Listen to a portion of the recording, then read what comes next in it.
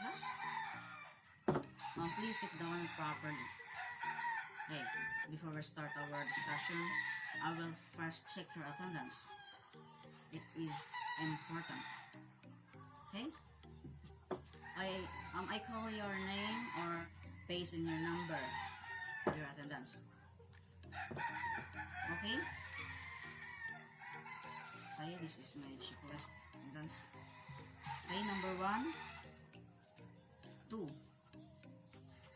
3, 4, 5, 6, 7, 8, 9, 10, 11, 12, 13, 14, 15, 16, 17, 18, 19, 20, 21, 22, 23, 24, 25.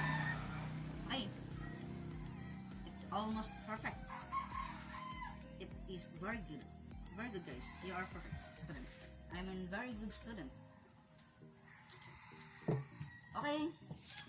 Since you have done to introduce your name, now this is my turn. Hi. My name is Ronaldo Baed Paclibari from Villarreal Summer. Single.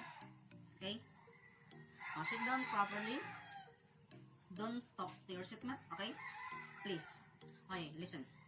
When I am in front of you, please don't talk to your seatmate. And your all things must be under your table or put on the floor. Okay? While I'm discussing to you, please listen. Don't write anything. You must be focused on me. Okay. Student, this is for you. That is not mine. I'm here to teach you to share more learnings. That's why you need to focus. Lesson. This is the case. While I am teaching in front of you, you are busy to take down note. Which is, you're not focusing the discussion. You are focusing what you have written. Okay.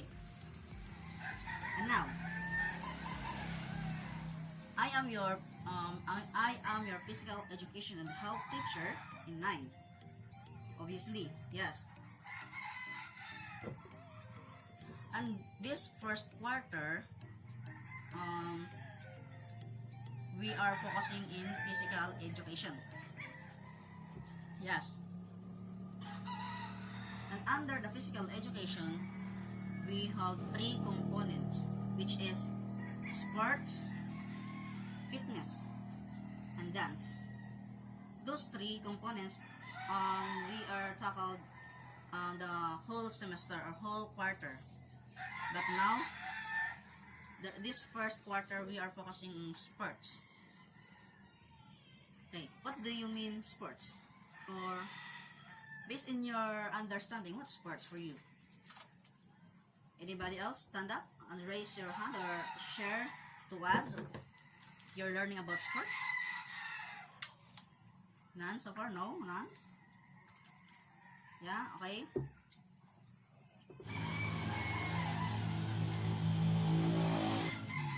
Anybody? What do you mean sports? So sport, it is physical activity. Sports, another. Number 5. Stand up. Okay? What did you know sports?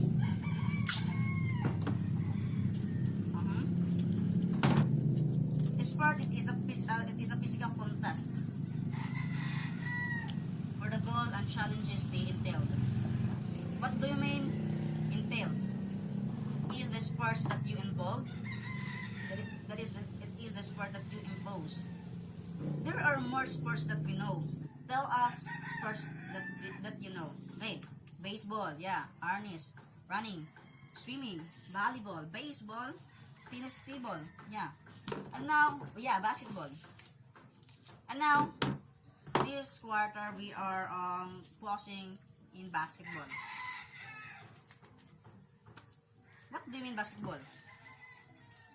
Anybody else? Basketball is what?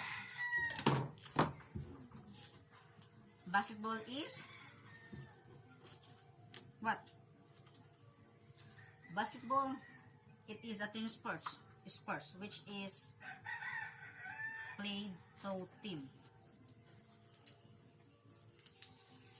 And how many players playing basketball?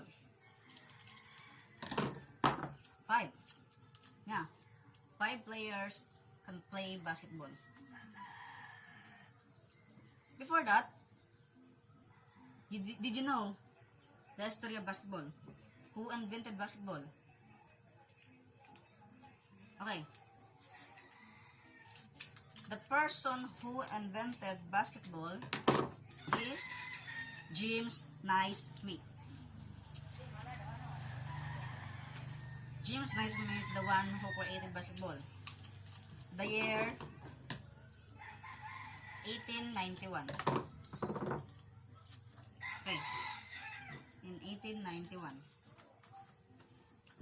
So during that time, James Naismith was discovered to playing basketball.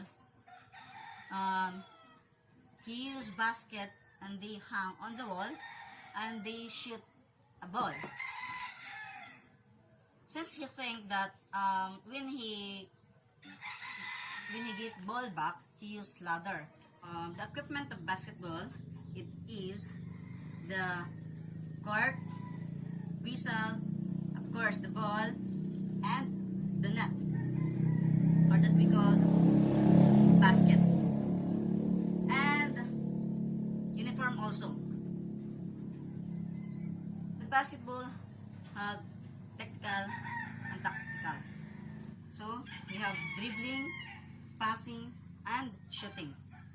So under the dribbling, there are low dribble, high dribble, speed dribble, and crossover dribble. While the passing is overhead passing, bounce passing, chest passing, and shooting, lay-up, jump shot, bank shot, and the 3 points. Yes, here. And the technical, it is the hand signal, which is they came from referee, which is the traveling, jump ball, blocking, charging, personal foul, and technical foul. Okay, that's all. Since it's already time, I will give you assignment. So I will give you 1 week or 3 days.